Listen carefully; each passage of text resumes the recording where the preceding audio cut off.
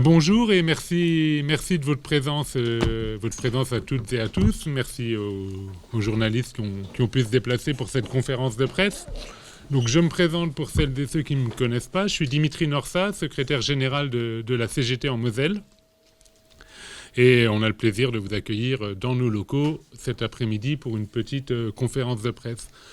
Mais juste pour revenir sur le contexte, on a décidé de faire une conférence de presse avec nos camarades de l'OGBL, puisque pour celles et ceux qui ont suivi le mouvement contre la loi sur les retraites depuis le départ, en fait, l'OGBL est pratiquement chaque manifestation à Metz était présente, était représentée dans des proportions qui étaient quand même relativement importantes. Donc on est content d'avoir leur soutien.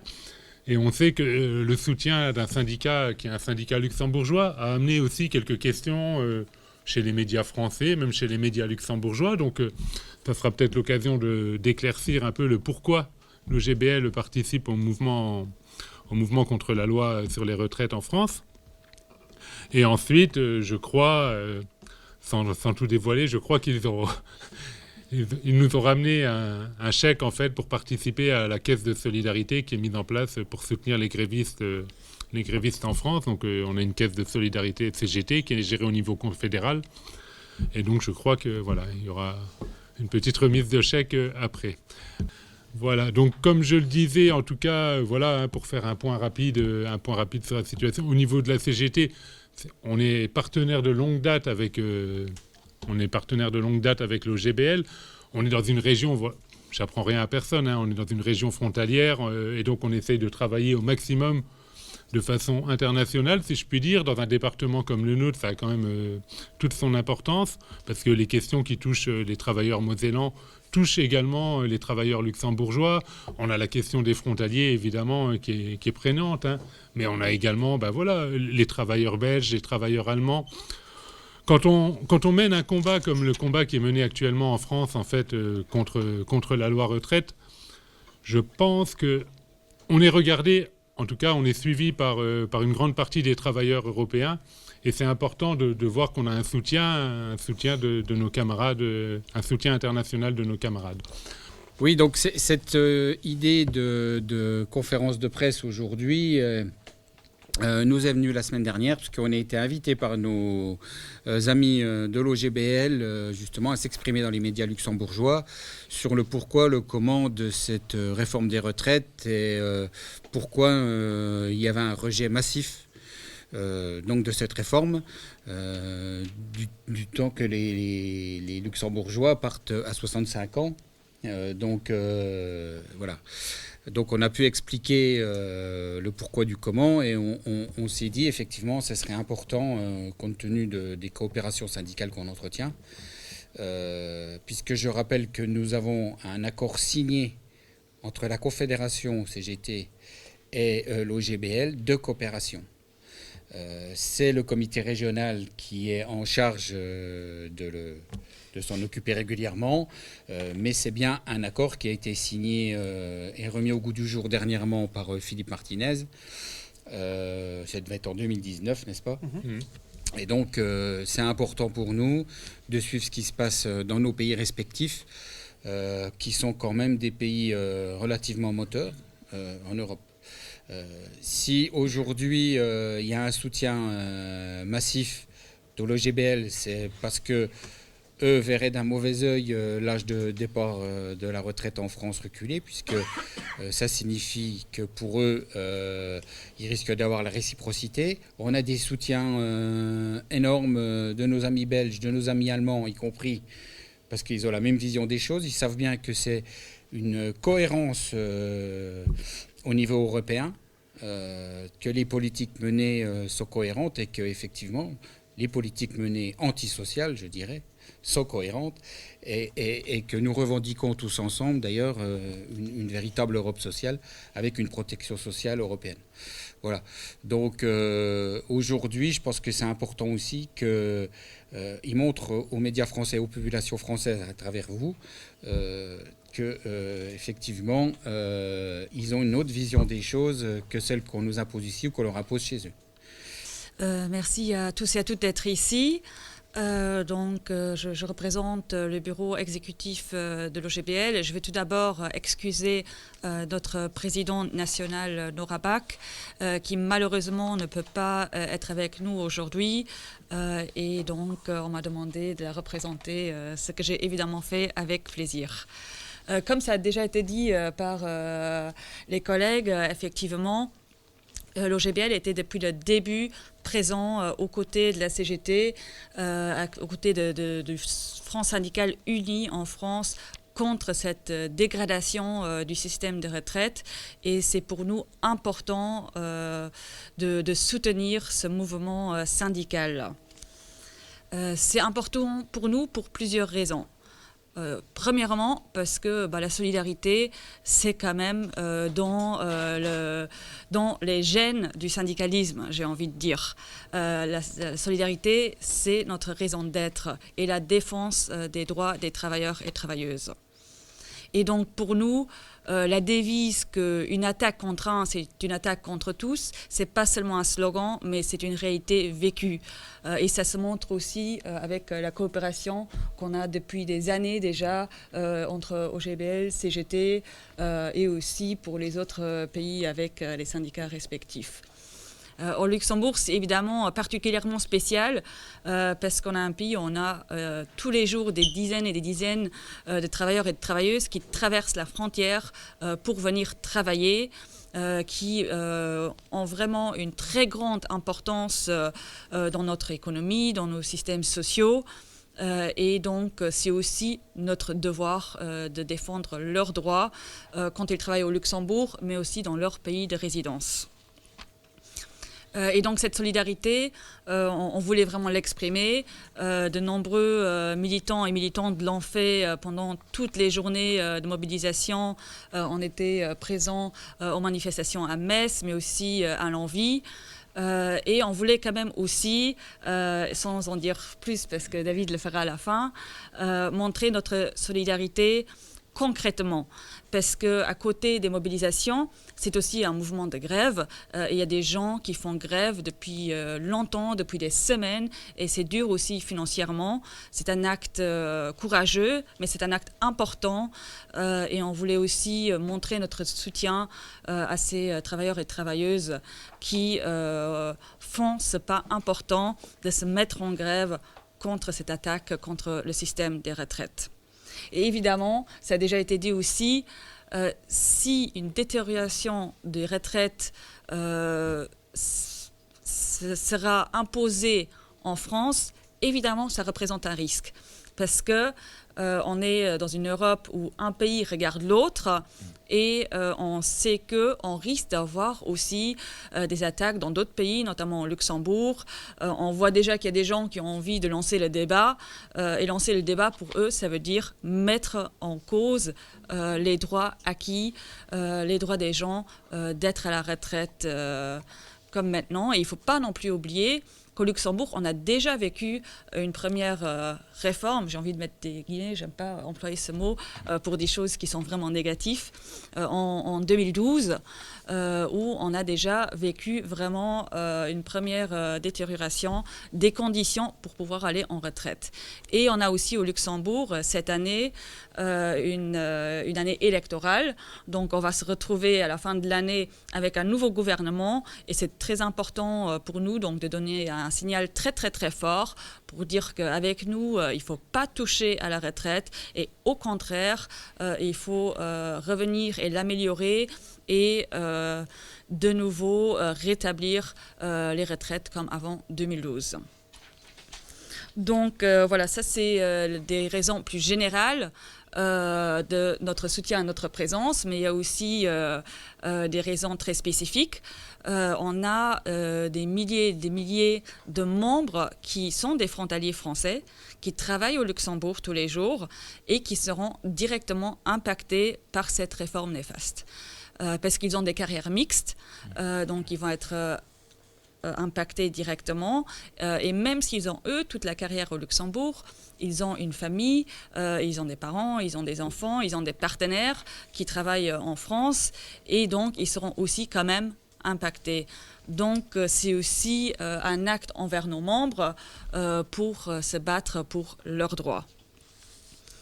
Voilà, donc juste finalement, comme au bureau exécutif de l'OGBL, je suis aussi en charge des questions de l'égalité des genres et des droits des femmes.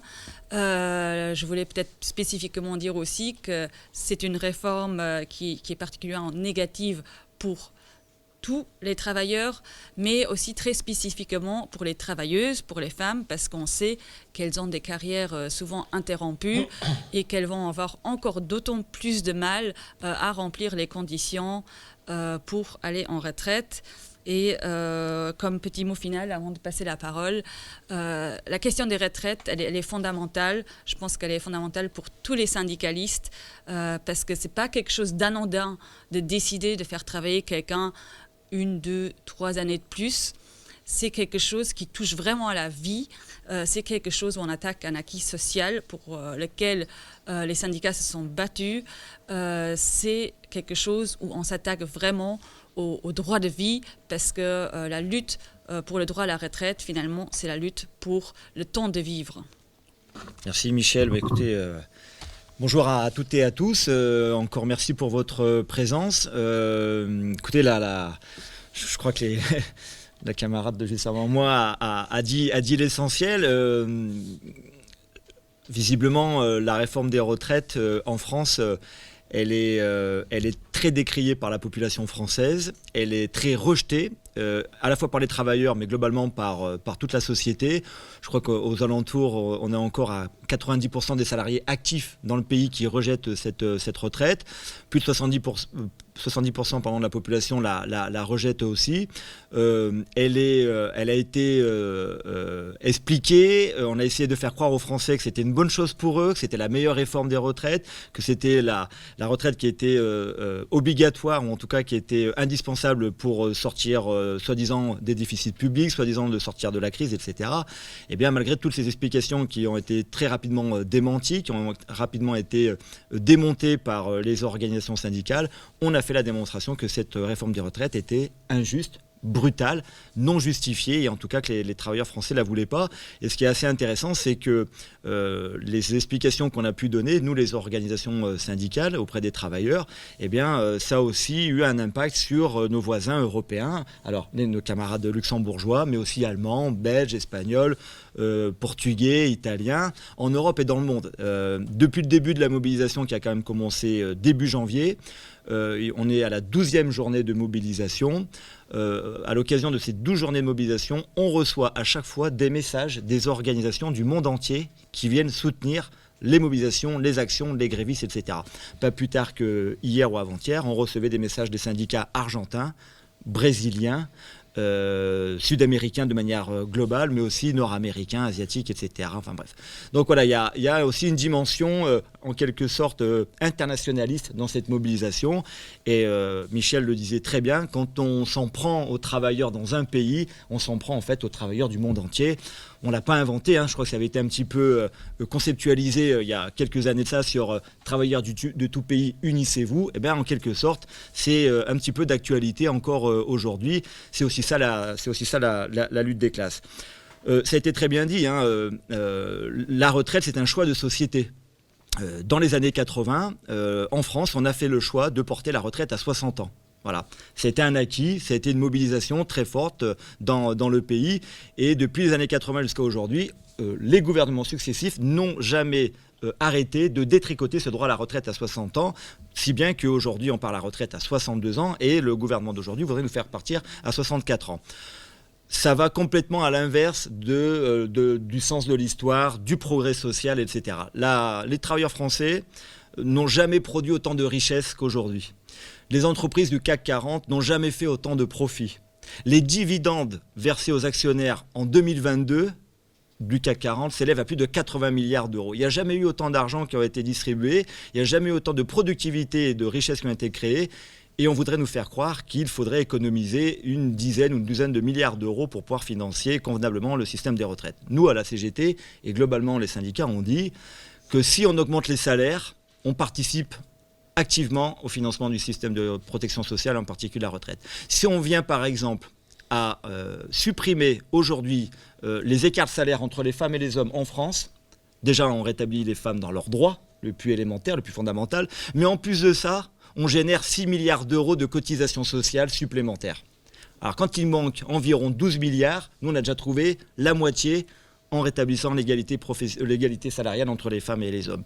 Si on arrête d'exonérer des cotisations sociales et fiscales les entreprises, comme on le fait aujourd'hui chaque année, on règle largement de quoi financer notre système de protection sociale et en particulier la retraite. Pour vous donner un ordre d'idée, pour ne pas trop vous abreuver avec les chiffres, mais en moyenne, par an, il y a en France 200 milliards d'euros de cadeaux fiscaux et sociaux qui sont donnés aux entreprises par an. 200 milliards d'euros. Ben nous, on pense qu'avec ces 200 milliards d'euros, on peut faire autre chose que augmenter l'âge de départ à la retraite, par exemple. Voilà. Donc, voilà, il y a plein de propositions, d'alternatives qui ont été portées par les syndicats, en particulier la CGT. Pour l'instant, le gouvernement reste, je ne sais pas comment on peut dire, sourd, autiste, sur une autre planète, je ne sais pas comment on peut dire, complètement déconnecté. D'ailleurs, à tel point que notre président il passe plus de temps à l'étranger pour parler de nous que venir en France et rencontrer les organes syndicales. Donc là, la mobilisation d'aujourd'hui, elle s'annonce de bonne tenue, toujours aussi forte, malgré les semaines de mobilisation. Il y a demain le Conseil constitutionnel qui doit donner un avis sur justement cette réforme des retraites. On a en tout cas de bonnes raisons de croire que les sages, comme on les appelle, vont rendre un avis qui va certainement aller dans le sens des travailleurs, peut-être pas complètement, mais en tout cas on a bon espoir. Et en tout cas la mobilisation d'aujourd'hui, mais celle aussi qui va avoir lieu demain, parce qu'il y aura encore des mobilisations dans le pays, sera de nature en tout cas à concourir à continuer à mettre la pression à la fois sur les sages mais aussi sur le gouvernement, parce que, encore une fois, cette réforme des retraites, en tout cas cette loi retraite, personne n'en veut dans le pays, quoi. Donc voilà, enfin, brièvement, parce que vous connaissez aussi bien que moi, sinon mieux, ce projet de réforme, cette loi. En tout cas, je suis, chaleureusement, fraternellement, on peut dire heureux que nos camarades de l'OGB manifestent aussi chaleureusement, fraternellement leur soutien. Au-delà du fait que la somme d'argent qui va nous être remise, c'est une somme importante, qui va être utile, mais très utile aux travailleurs. Au minimum, un salarié français qui a fait toutes les journées de grève depuis le mois de janvier, il a perdu plus de 1 000 euros sur son salaire. Pour certains, c'est un mois de salaire. En 4 mois, 1 mois de salaire. Vous vous rendez compte, ça fait énorme pour les travailleurs. Et ça, c'est le minimum. Parce qu'on a des travailleurs qui sont en grève reconductible, comme chez les cheminots, comme chez les raffineurs, comme dans les IEG, les industries électriques et gazières, à la RATP en région parisienne, dans le métro parisien, etc. Et 2 mois ou 3 mois de grève reconductible, c'est autant de salaire en moins. Et bien pour les travailleurs qui sont en moyenne à un salaire qui oscille, le salaire moyen en France, il est de 1 800 euros par mois, et bien quand on perd 2 ou 3 mois de salaire, vous vous rendez compte ce que ça peut faire. Donc voilà, tout cet argent qui a été collecté, y compris avec l'aide des camarades de l'OGB, ça va pouvoir servir justement en partie à aider les travailleurs qui ont fait grève jusqu'à présent. On a collecté à la CGT, rien que la CGT, je ne compte pas les autres organes syndicales, on a collecté pour l'instant 1 500 000 euros. C'est une très belle somme, c'est une grosse somme, on est très contents. Elle ne sera jamais assez grosse pour tenir compte de tous les salaires à compléter. Mais voilà, c'est pas grave, on va continuer. Et en tout cas, dans la tête des Français, c'est un effort important de perdre de l'argent en ce moment avec les niveaux d'inflation qu'il y a dans notre pays. C'est un effort très très important, très dur. Mais tous reconnaissent que vaut mieux perdre cet argent-là que travailler 2 ans de plus pour enrichir encore une fois bien souvent les actionnaires du CAC 40 par exemple et pas seulement. Donc voilà, c'est un beau, en tout cas cette solidarité, c'est un beau message d'internationalisme comme on dit, et puis en tout cas c'est un soutien vraiment qui nous est très cher, et en tout cas vous avez les remerciements très chaleureux de la nouvelle secrétaire générale de la CGT qui a été élue pas plus tard qu'il y a moins d'une quinzaine de jours en congrès à Clermont-Ferrand, et voilà, en tout cas on est très très content de pouvoir continuer à avoir des coopérations entre la CGT et l'OGB, parce que voilà, c'est ça la solidarité internationale. Merci. Donc juste très brièvement, parce que je ne vais pas refaire les points qui ont déjà été faits, qui ont très bien été faits, juste pour revenir un peu sur la participation de l'OGBL donc, à toutes ces mobilisations. Donc pour vous dire, on a quand même participé à toutes les journées de mobilisation dès le départ, aux 12 journées de mobilisation, donc comme Michel l'a très bien dit, à Metz, à Longwy, ailleurs aussi, à Sarreguemines, il y a eu des gens qui ont participé à des manifestations, mais on a toujours eu un peu le focus quand même sur Metz, où on s'est déplacé en général en bus, on a pu, au pic, on a pu rassembler quand même jusqu'à 150-200 personnes qui se sont déplacées pour participer aux journées de mobilisation.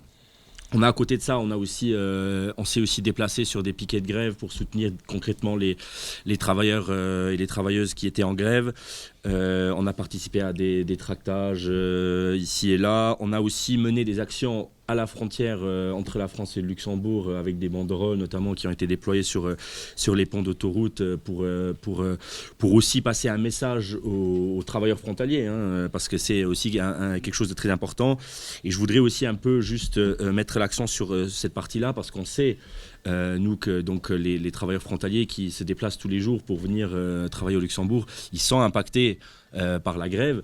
Ils sont impactés notamment quand les cheminots sont en grève, ils sont fortement impactés. Et donc on sait qu'il y a aussi des mécontents parmi les frontaliers, mais nous le message qu'on veut leur adresser, c'est que le seul responsable de cette situation, il s'appelle Emmanuel Macron, et que les personnes qui sont en grève et qui perdent du salaire tous les jours se battent pour que eux aussi ne soient pas obligés de travailler 2 ans de plus ou que leurs conjoints ne soient pas obligés de travailler 2 ans de plus. Et on sait très bien, comme Michel l'a dit, que c'est un débat qui nous attend aussi au Luxembourg. Donc, je dirais un peu la même chose que j'ai dit à la conférence de presse au Luxembourg. Aujourd'hui, nos retraites à nous tous, européens, sont défendues à Paris, à Marseille ou à Metz, dans la rue.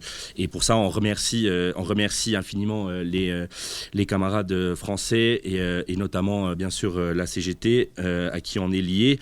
Et donc, au nom de nos structures, on a collecté donc, de l'argent pour pouvoir donner. Donc, évidemment, c'est toujours un très petit apport par rapport aux pertes de salaire qui ont été subies par les salariés partout en France, mais on a quand même réussi en peu de jours à obtenir en interne auprès de nos structures donc 10 000 euros qu'on veut remettre donc à la CGT aujourd'hui pour soutenir très concrètement financièrement les salariés qui font grève depuis au moins 12 jours, voire plus s'ils sont en grève reconductible.